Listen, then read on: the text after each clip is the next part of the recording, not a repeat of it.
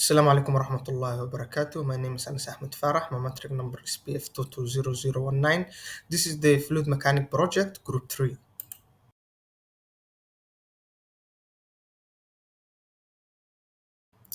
Introduction. A key component of engineering fluid flow includes a conduit system frequently deviate from theoretical and opinion thought in the classroom in real-world application. Our project explores the complex interaction between operational dynamics of serial pipeline system and the concept of fluid flow, with the goal of bridging the knowledge gap between theory and practical design. As a group, we have set out to investigate and examine these occurrences within the particular context of the pipeline system in a residential area, Jalan Siswa Jaya Resban. Our journey entails through investigation of the theoretical computation learned in the classroom, where we utilize these concepts to assess and comprehend the real dynamics of the pipeline system we have selected to establish comparison between theory and practice. Important factors such as pressure differential, variation in height, and energy loss will be closely studied. Hi, my name is Farizati. My normometry is AF230019, and the problem statement of our project is a fundamental aspect of engineering education is the theoretical comprehension of closed loop fluid flow. Nonetheless, converting this theoretical understanding into workable designs will present a significant obstacle. In order to close this gap, this initial assigned group to analyze pipeline system found in the actual world. Serial pipeline connection are the main focus, especially in environments like universities, residential institutions, and rural location. The objective of our project is to calculate the amount of energy loss, different height or pressure difference for a selected system. 2. To design and operate the pipeline system to efficiently and safely transport fluid from one location to another.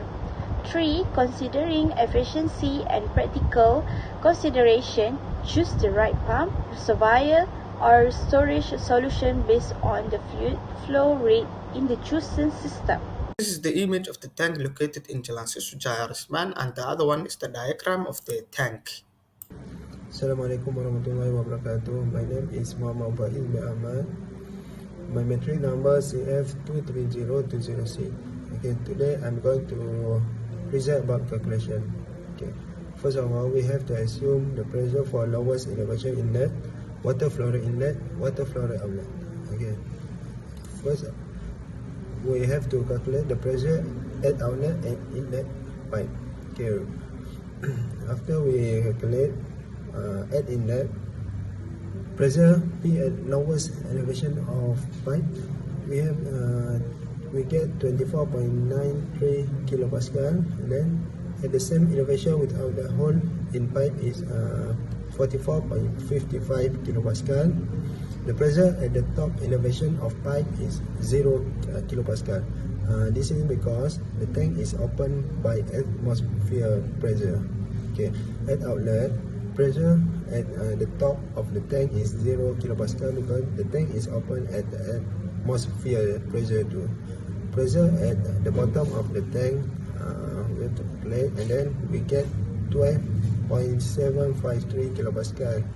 Then the pressure at the lowest elevation of pipe we get 32.37 kilopascal. Okay, and then we have to calculate Q rise, water in the tank.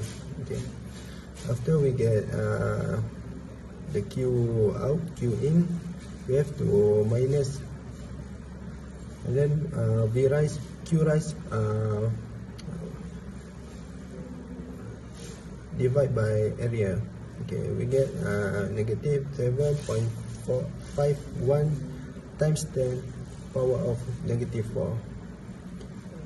Okay, the water is decreasing is 7.551 times 10 power of negative 4. Okay, and then we calculate the velocity in pipe, velocity at inlet pipe. Okay, Q equal to area times by velocity. Okay, we get the velocity is 3.82 meter per second. Okay, velocity at outlet pipe we get 11.33 meter per second, and then we find the Reynolds number. Okay, after we calculate, we get Reynolds number is 509.33. The Reynolds number is above than 2000. Okay, we have to now the flow is a laminar flow, and at outlet flow the RE equal to 1352.94. Then the RE is above than 2000. The flow is a laminar flow. Okay, after that we calculate the pressure drop. Okay, we get at inlet pipe the pressure drop equal to 0.001575 kilopascal. Okay, after that we calculate the pressure drop at outlet pipe. We get 0.004395 kilopascal. And then for the last, we calculate the head loads. Okay. The value of K for 19 degrees of L bend is 0.6. After that we substitute into the formula, and then we get HM equal to 0.67 meter and HL equal to 17.59 meter. Okay, head loss at outlet pipe we get the HM 9.16 meter, HF equal to 33.18 meter. Okay, after that we sum HF plus HM equal to 42.34 meter. Okay, that's all. Thank you. Okay, for B, Q rise, water in the tank. Okay, Q out equal to 3.56 times 10 power of -3. Q in equal to 1.2 power 10. Okay, for the Q rise, we have minus Q out and Q in. Okay, then we get Q net. Okay, Q rise divide by area, we get V rise. Okay, V rise we get a negative 7.51 times 10 the power of -4. Thus the water is decreasing is 7.51 times 10 minus 4 meter per second. Okay, for the velocity in pipe, velocity at inlet pipe Q equal to AV. Okay, and then we after we calculate, we can get V equal to 3.82 meter per second. Then velocity at outlet pipe Q equal to AV also. Okay, and then we get V equal to 11.33 meter per second. For the Reynolds number at inlet flow, RE dV per V, assume kinematic viscosity.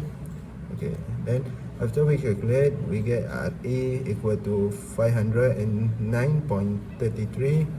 Okay, as we know, when Reynolds number is below the 2000, the flow is a laminar flow. At outlet flow, we assume the kinematic viscosity equal to 1.7 times 10 the power -4. Then we get the Reynolds number is 1352.94. Okay, then the Reynolds number is below 2000. Okay, the flow is a laminar flow. For the pressure drop at inlet pipe is 0.001575 kilopascal, and at the outlet pipe we get 0.0043 9.5 kilopascal. Okay, for the head loss in the pipe, sum of the length of pipe equal to 3.5 meter. Then H half we get 16.92 meter. That value for K for 16 degrees of L bend is 0.9. Then we substitute into the formula, we get HM equal to 0.67 meter, and then we sum off together, we get 17.59 meter. Okay, for the head loss at outlet pipe, the sum of length equal to 2.2 meter. Then we also can calculate the H half equal to 33.82 meter. And then we must to know the value of K. Value of K for 90 soft L bend is 0.9, and the value of K for entrance is 0.5. And then we can get the HM value. Okay, we get the HM value is 9.16 meter. Okay, for the HF we get 33.18 meter. Then we can calculate the HN equal to 42.34 meter. Greeting, my name is Muhammad Arif. This is our Villa table for our project. Fact: loss of minor energy in the pipe is due to certain circumstances along the pipe. Ideas: find the amount of energy lost, the difference in height or the pressure difference in the pipe system. Issues: how to calculate the losses in a pipe system. Action: find the information and the notes, website, and conduct site visit. Okay, hi, Assalamualaikum. My name is Nur Alia Masarita Azmi. My metric number is AF230027. I would like to talk about my suggestion of this project. Okay, here my suggestion of this project is increasing the length of the pipe. Okay, first let's consider a few variables that are implicated in the fluid flow. In fact, the flow of a fluid through a pipe or a connection of pipes is analogous to a circuit and Ohm law.